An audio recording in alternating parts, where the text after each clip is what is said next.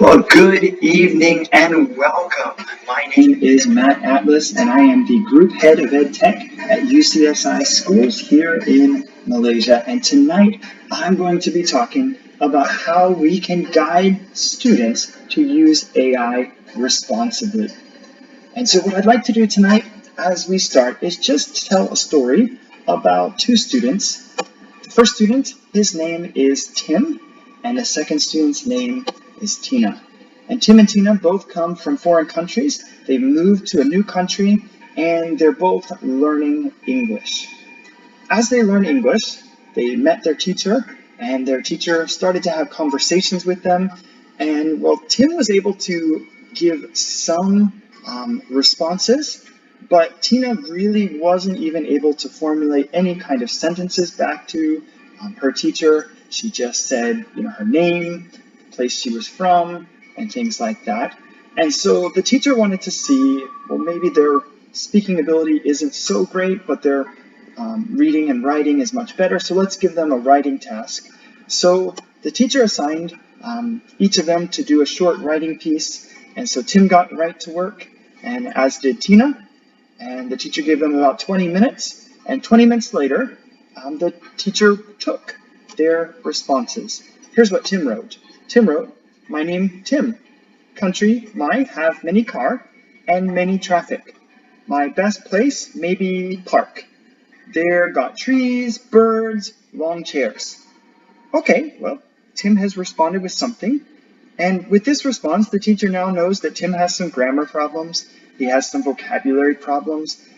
And she's going to work on it, but at least, he's got some basic English ability. And then Tina turned in her work, and her work looked like this. "One of my favorite places is a serene park, nestled by a sparkling lake, where the gentle rustling of the trees and chirping of the birds is a soothing symphony." Wow, Tina. This is like night and day compared to what her spoken English was. But the teacher knows right away that if we remember in the picture, Tina had a computer right next to her. And so what Tina has done is use some kind of online source for her answer. And so her answer is not genuine, it's not authentic, and really the teacher doesn't know how to help. So tonight we're talking about using AI, using tools for our work, and how students can do that in a way that actually helps them. It produces work that they can feel proud of, that they really, it's theirs, it's authentic. And if it's not, then we shouldn't be using it. And sometimes students have this mindset, similar to what a friend of mine from Singapore has described. He says, the mindset is this kiasu mindset, this I want to be first, and no matter what, I'm going to do what I can to be number one. Well, in some ways that's good, but in some ways we don't want to take shortcuts or cheat to be number one. I remember when I was in university, I once was driving with a friend, and it was raining really heavily, and very quickly the road flooded so badly that my car stalled. And so I pulled over to the side, and there was a large shopping center or a supermarket right nearby, and I saw it, and I said, I'll go there and get some things that maybe can help get my car started again. My friend said, let's walk down the road and then turn into the entrance of the shopping mall. And I said, no, I'm going to take a shortcut. And I decided to go across through the dirt or through the grass, straight in the shortest path. But sadly, that path meant going through a large drainage ditch. And I didn't know it because it was flooded so badly. I couldn't see the drainage ditch, but I took 2 or 3 steps and the water was above my head because I had fallen into the ditch that you can see here on the left of the road. So actually, this example shows us that sometimes we think we should take a shortcut, but it can have some pretty bad effects. Thankfully, I could swim, so I just swam back to my friend. We walked along the road and went the normal path. So with AI, it's the same thing. If we use it incorrectly, we will go head under in water, and we could have some really detrimental effects on our education, on our futures. And so tonight, what I'd like to do is to talk about 4 areas that will help us use AI responsibly. The first one are 4 questions that we can ask ourselves when we're using AI. Secondly, we'll look at some scenarios where students are using AI, but then when they shouldn't use it. Then we'll look at prompting. I recently went to a seminar at Google, and they talked about prompting AI and the 4 parts of prompting AI so that the response from AI was best for what you needed. And then finally, I'd like to just quickly go through some tools that might be helpful for you and for your children. And so with that, let's get started. So the questions we ask. So when we use AI, we want to make sure we ask ourselves questions to make sure it's actually being used effectively. We never want to use AI in a way that is of no use. So we've come up with 4 questions that students should ask, and quite frankly, all of us should ask, to make sure that AI is being used responsibly. The first one of those questions is, am I left with a feeling of pride in my work when leveraging AI?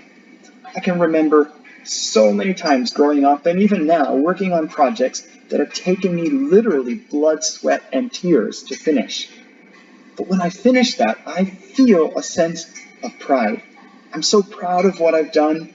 When I look at it later, I just feel, wow, I accomplished that. But if we use AI in a way that when we're done, we don't feel like we accomplished anything, almost we feel dirty, like we stole something from someone else, then I would say we're not leveraging it responsibly. The second question we can ask is, are my personal viewpoints and persona reflected in my work? Now, we all have our own personalities. I believe everyone on this earth is different. And if that's not reflected in our work, even if we use AI, then I feel it's very disingenuous. And so I would recommend that when students use it, when teachers use it, when everybody uses AI, we should still be able to sense the persona of that person. I've received many emails that I can say right away, this was written by AI because it doesn't match the person who wrote it. And I always am left feeling a bit let down by that person, that they didn't write me a genuine email. Because I want to get to know people. Grammar mistakes, I don't care. If they use the wrong terminology, never mind. For me, I want to know the person. And so when we use AI, we can fix our grammar mistakes, but we need to keep our personal viewpoints and our persona in our work. Next, have I used the time saved from AI to produce better quality work? So AI, no doubt, saves us time. If we need a list of 10 ideas, AI can pump that out quicker than I could even type it. But what do I do with that extra time?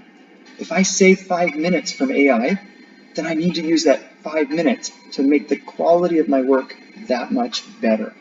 And so we always should ask ourselves, what are we doing with the time that we saved? If we're just using that time and wasting it, I think we're wasting what AI is giving us. So use our time wisely, even when we save time through AI. And finally, maybe this is the most important question for students, is do I have permission to use AI for this work? There's inevitably going to be situations where teachers allow it. But then there's times when teachers say 100% no AI can be used. And then there's other times when teachers would let a hybrid of your work and AI to be used. And so as students, it is our responsibility to always assume that we can't use AI without asking the teacher every time.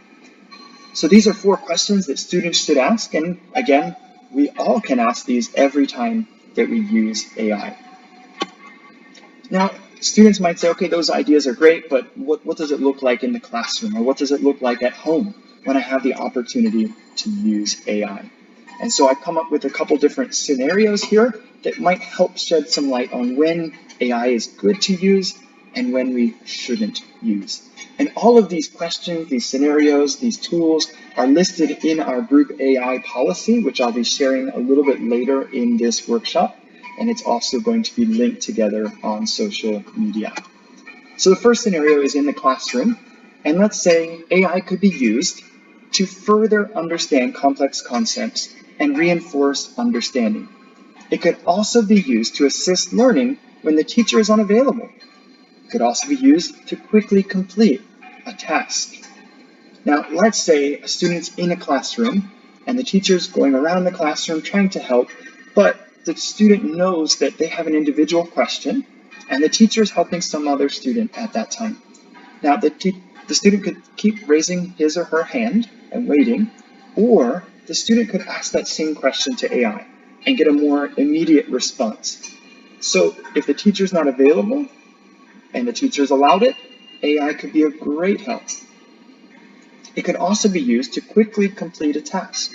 So sometimes there are tasks that we just need to get done quickly, and it's kind of the side task to allow us to do the main task. Let's say you're composing and recording a song in music class, and the teacher asks you in GarageBand to make that song. Well, the teacher doesn't probably care, at least maybe in this situation, about the lyrics that you use. So we could have AI write us a quick song with 2 verses, 1 chorus about school life. And that way we're not spending time writing those lyrics, but we're spending time working in GarageBand and recording our song. And so this is a task that, again, with permission from the teacher, we could save a lot of time and get to the main part of what we're trying to accomplish. But we need to remember permission from the classroom teacher is required for every instance before using AI. And it must be used in a balanced manner. So in that music class, asking the teacher, teacher, can I use AI to write the lyrics? Can I use AI to make a melody for me? Maybe yes, maybe no. But again, we need to ask the teacher. Then for revision, and this might be in school or out of school, AI has the power to become like a second teacher. It can take content and provide additional teaching, test questions, or topics for learning.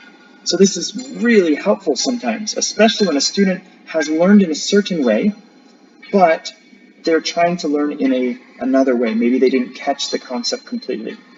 Or when the student has done some practice for balancing equations, but needs more practice and doesn't know where to go. AI might be able to be used so that more equations are given and more test questions are given.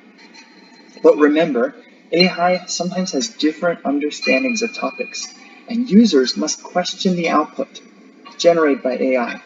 Any discrepancies should always be discussed with the teachers.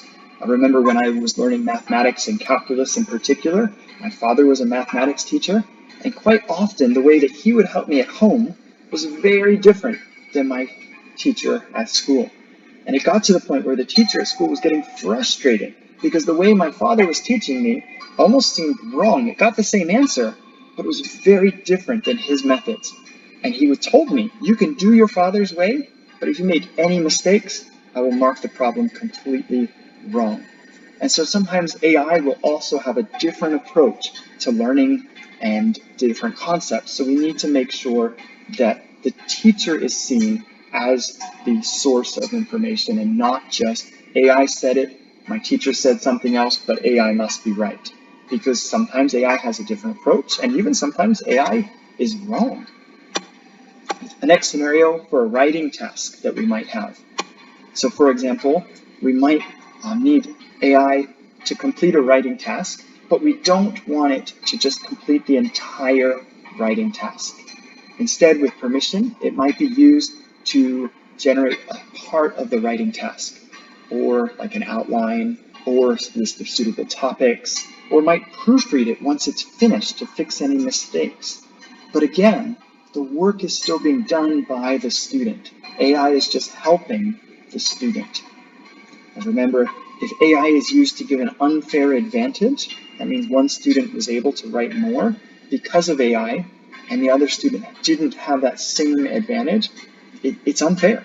and therefore it's not acceptable. And that's our job as teachers, is to make sure that it's an equal playing field, that the tools given for all students are the same.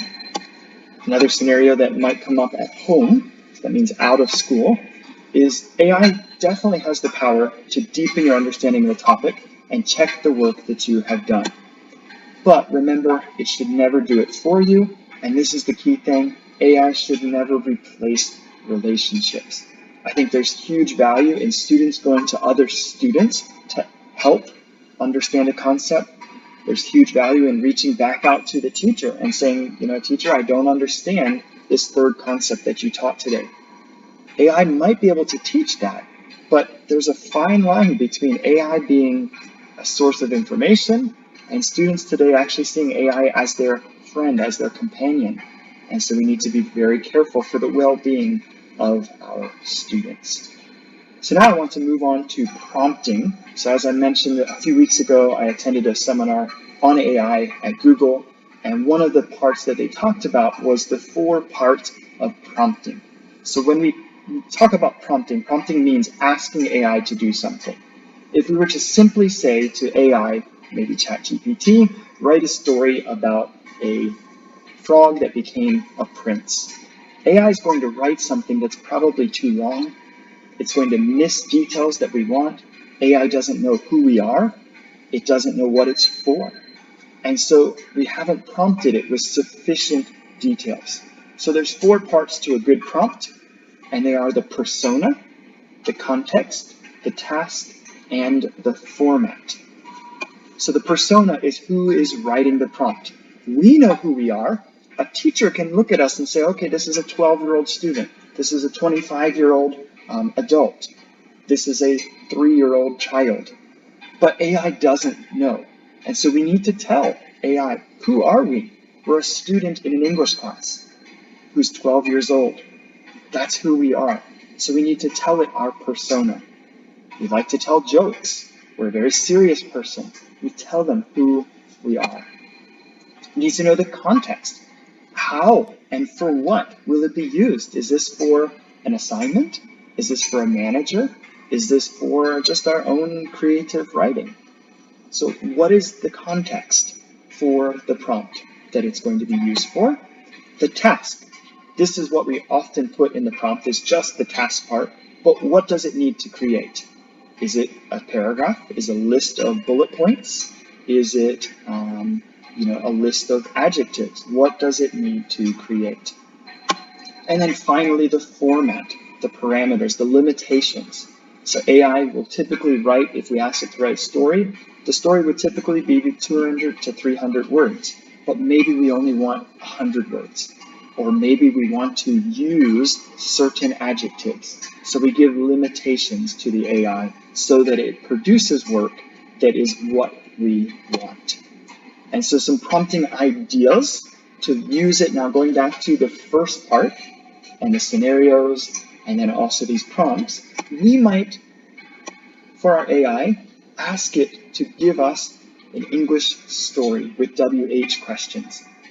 Not just the whole story, but just the WH questions for the story to help us develop ideas.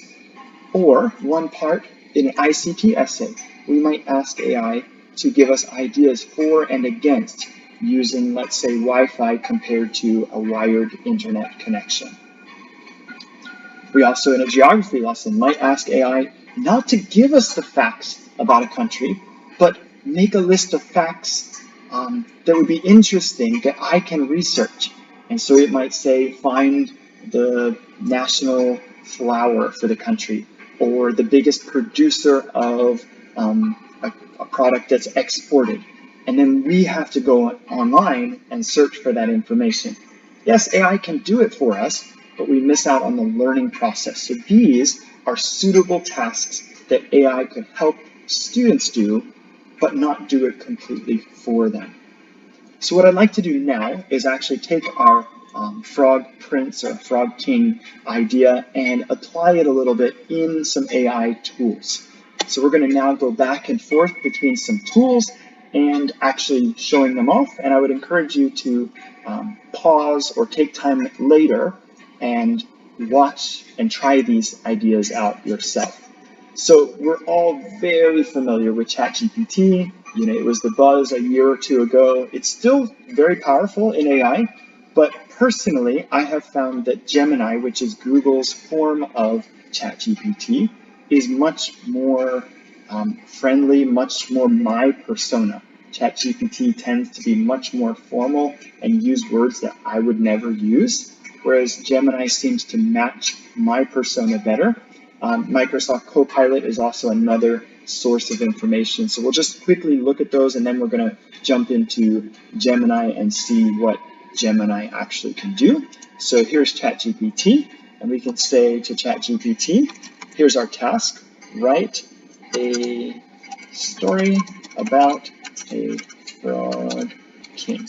Now, we need to tell ChatGPT those 4 things. Remember, we just talked about them: our persona, the context, task, and format. So if we're going back to ChatGPT here, we want to say our persona. So I am a sarcastic 12-year-old boy. And then we need to give the context. So if we give the context to it, we want to tell how and what it's going to be used for. And so our context, I need to write a story about a frog king for my, this will be year 7 English class. And then we have the task already, but we need to give some limitations to it. So, for example, we would say, write 100 words using blue shirt and red glasses. Okay, so now ChatGPT will write this story for me. Now again, I typically find that ChatGPT doesn't match my personality very well, and so I like to use Gemini. I'll put that same prompt in Gemini and see what it comes up with. Now, again, it's going to be different. If I were to do this again and ask it write the story again, it would write a completely different story. Okay? So now I might say, oh, I don't really like how it's doing quotations of specific things. So I could prompt it and say, remove the quotes in this story. So it won't use those anymore. It would just be a straight story form narration. And it gets the quotations out, and I could further refine it. So probably you're very familiar with these ones.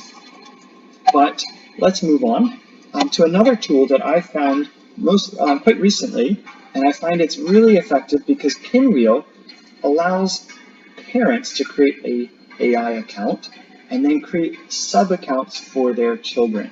And I believe this could also be used for teachers and their students. And this way, actually, the parent is able to monitor what the child is doing and to limit their responses. So if we have a quick look at Pinwheel, the homepage of Pinwheel, once you get logged in, this is what the student would see. And there's some really great things to just ask questions to it. It can tell you a story.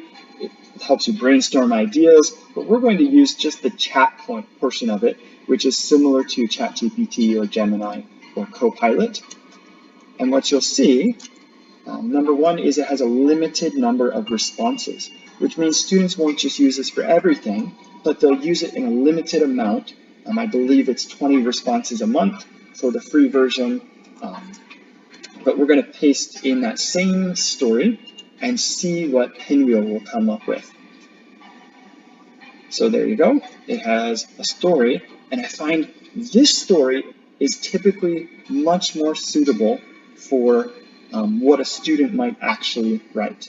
Now again, we probably wouldn't be asking ChatGPT to write a story because that's kind of jumping to the end. We wouldn't ask Pinwheel to do the story for us. because the students would be really tempted to copy and paste this.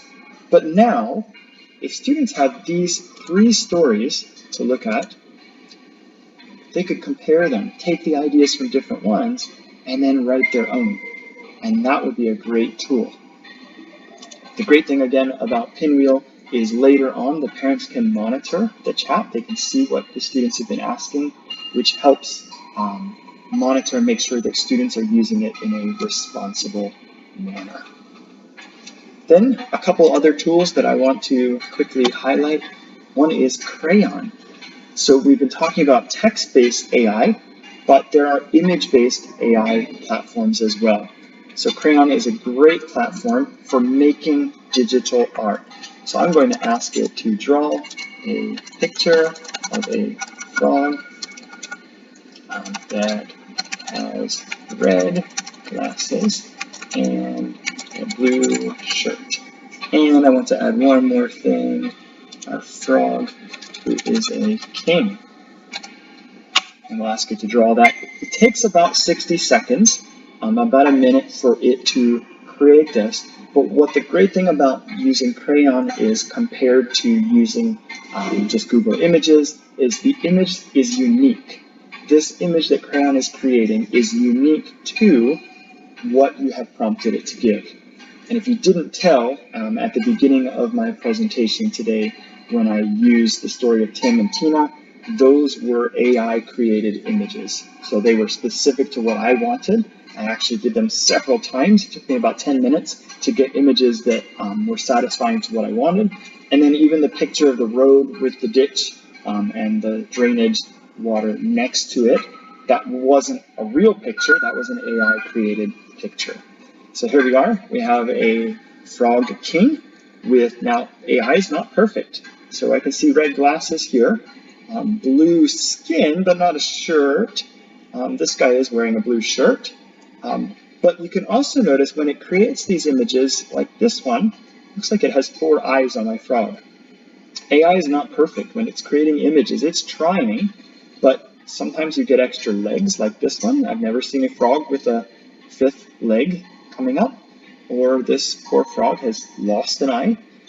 So it's quite interesting, but then we could open these, copy, and use them in another tool or another presentation. And this is great for students when they're creating presentations. They're able to add unique pictures, unique things to what they're presenting to their teachers. And then the last 2 that I want to show before we end this session are DALL-E and Sketch to Life. Both of these are inside of Canva. Canva is a great tool for creating presentations, documents, and other things. And your students or your children probably are very familiar with it. So let's jump over into Canva. So in Canva, you probably, when you start it, it looks something like this. If we create one of these, and then once that's created, on the left side, you'll see apps. And so I've already searched for DALL-E here, and we're going to ask DALL-E to create a similar picture that we did in Crayon. So let's just come back to Crayon here, copy this one, and put this what we want it to do.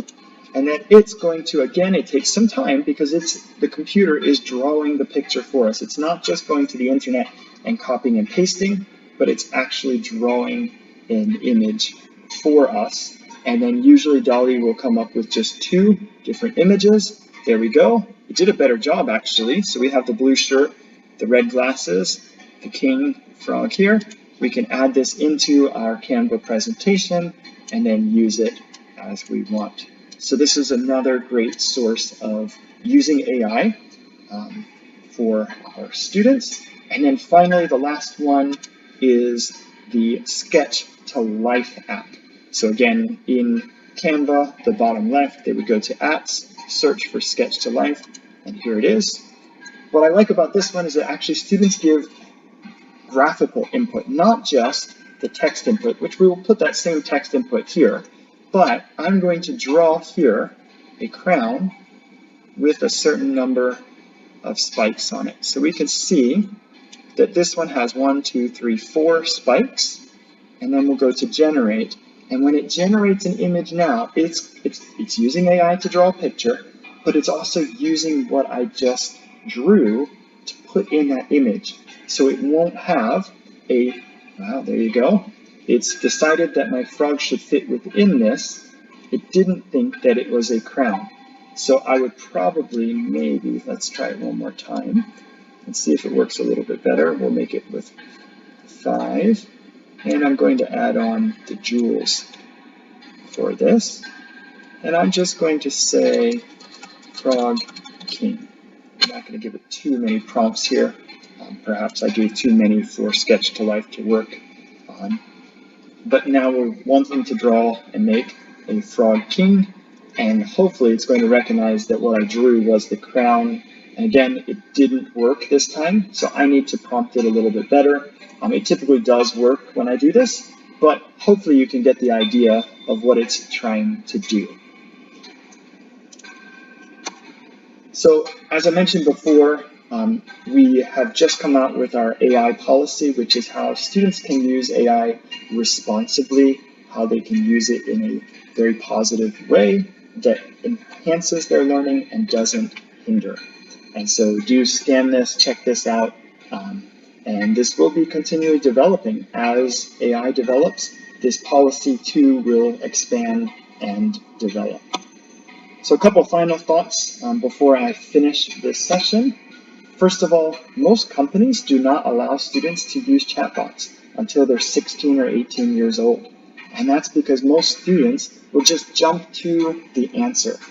But our job as parents, as teachers, is to help students not just use AI to jump to the answer, but to use it as a stepping stone in their learning process. And finally, AI, it's an assistant. It's not a servant. It doesn't do everything for us, but instead, it helps us get closer to the answer, and it shouldn't just give us the answer. So with that, I want to say thank you so much for joining. I look forward to exploring AI more and more as it develops, as we develop, but I hope that this session has been helpful and helps give you some guidance on guiding students to use AI responsibly. Thank you so much.